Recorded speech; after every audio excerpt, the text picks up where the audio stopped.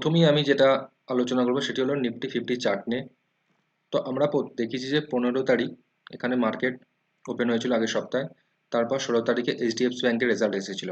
তারপর কি হয়েছে, রেজাল্ট ঠিকঠাক এক্সপেকটেশন অনুযায়ী আসেনি। তো নেক্সট দিন মার্কেট একটা গ্যাপ ডাউন ওপেনিং হয়েছে এবং প্রাইস আমাদের যে প্রিভিয়াস সাপোর্ট লেভেল 21,500 সেটা ব্রেক করে নিচের দিকে গিয়েছিল, কিন্তু এখানে সাস্টেন করেনি। তারপর প্রাইসটা উপরের দিকে গেছে। আমাদের 19 তারিখে একটা ডোজি ক্যান্ডেল হয়েছে। নেক্সট 20 তারিখে মার্কেট শাটারড ওপেন ছিল, সেখানে একটা আমরা রেড ক্যান্ডেল হয়েছে এবং এখানে দেখতে পাচ্ছি আমাদের এই দুটো ক্যান্ডেল, সেটা একটা বুলিশ এনগালফিং ক্যান্ডেল হয়েছে। আমরা জানি যে বুলিশ এনগালফিং ক্যান্ডেল মানে সেখানে একটা বিয়ারিশ ক্যান্ডেল।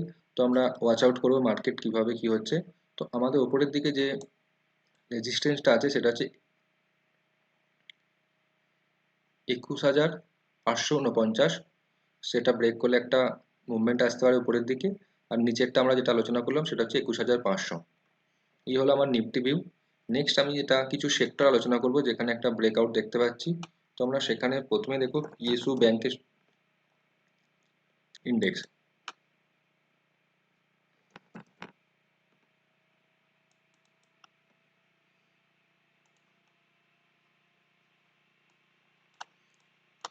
এখানে আমরা পিএসইউ ব্যাংকের ইন্ডেক্সে দেখছি 2010-এর যে হাই ছিল সেটা ব্রেকআউট করেছে আগের মাসেই এবং ব্রেকআউট করে উপরের দিকে যাচ্ছে। তার মানে যখন একটা ইন্ডেক্স ব্রেকআউট করছে তার মানে সেই ইন্ডেক্সের আন্ডারে যে সেই সেক্টরের আন্ডারে যে স্টকগুলো আছে সেগুলো ভালো পারফর্ম করতে পারে। নেক্সট আমি কিছু স্টক নিয়ে আলোচনা করব যেখানে কিছু ভালো চার্ট প্যাটার্ন তৈরি হয়েছে। তো সেই চার্টগুলো আমরা দেখে নিই। প্রথমে যে আমি স্টকটা আলোচনা করবো সেটার নাম হচ্ছে এসটি অ্যাডহেসিভ।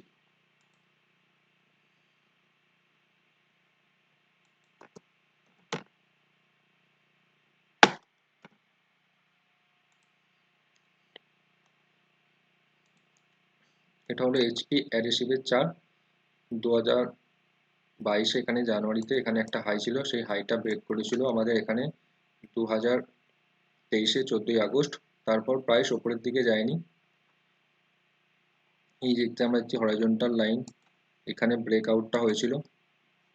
ব্রেকআউট হওয়ার পর প্রাইস ওপরের দিকে না সাস্টেন না করে নিচে গিয়েছিল। নিচে কি হয়েছে, ট্রেন লাইনে সাপোর্ট নিয়েছে, নিয়ে আবার উপরে গেছে, ফের ট্রেন লাইনে সাপোর্ট নিয়েছে, এই মাঝখানে কনসলিডেট করে উপরের দিকে আবার প্রিভিয়াস যে হাইটা ছিল সেটা ব্রেকআউট করেছে।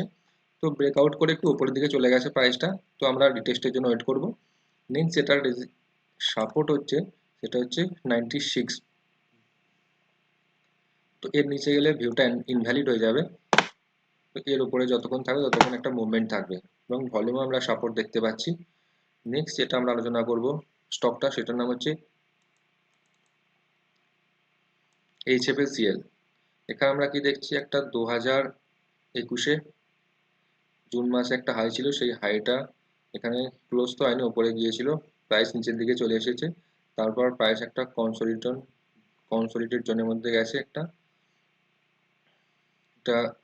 তারপর এখানে আমরা দেখতে পাচ্ছি আগের সপ্তাহে এখানে একটা ক্যান্ডেল হয়েছে, সেই ক্যান্ডেলটা প্রিভিয়াস যে ক্যান্ডেলটা 2021 সেটাকে ব্রেক করেছে এবং এখানে একটা ভলিউম, ভালো রকম ভলিউম বিল্ড আপ হয়েছে।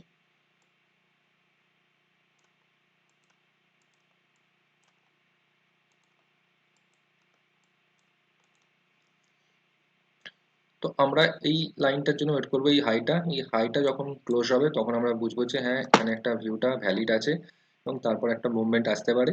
নিচের দিকে আমরা স্টপ লস এখানে লাগিয়েছি 80-র কাছাকাছি, যেটা ব্রেকআউট ক্যান্ডেলের লো।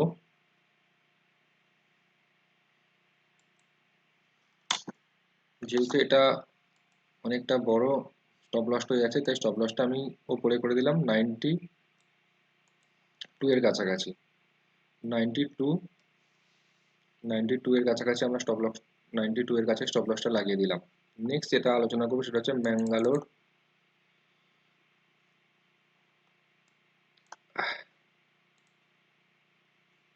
কেমিক্যাল বা কেমিক্যাল না, ফার্টিলাইজার স্টকে কিছুটা মুভমেন্ট দেখা যাচ্ছে। তো ব্যাঙ্গালোর কেমিক্যাল অ্যান্ড ফার্টিলাইজার স্টকে আমরা কি দেখছি, একটা ট্রেন লাইন ব্রেকআউট হয়েছে এবং তার আগে একটা প্রাইসটা ভালো রকম কনসলিডেট করে নিয়েছে, এবং এর ক্ষেত্রে আমরা স্টপ লসটা লাগিয়ে দিয়েছি। এর উপরে তো এটা একটা আপ ট্রেন্ড হতে পারে, এবং স্টপ লস আমরা উইকলি টাইম ফ্রেমে লাগিয়েছি, সেটা স্টপ লস হচ্ছে 124। এর নিচে গেলে ভিউ ইনভ্যালিড, 124 এর নিচে গেলে। নেক্সট আমি যেই সেক্টরটা নিয়ে আলোচনা করব সেটা হচ্ছে সিমেন্ট সেক্টর। আমি আগের সপ্তাহে দেখলাম যে কিছু সিমেন্ট সেক্টরে ভালো রেজাল্ট এসেছে, যেমন হচ্ছে Shri Digvijay cement, JK cement, UltraTech cement.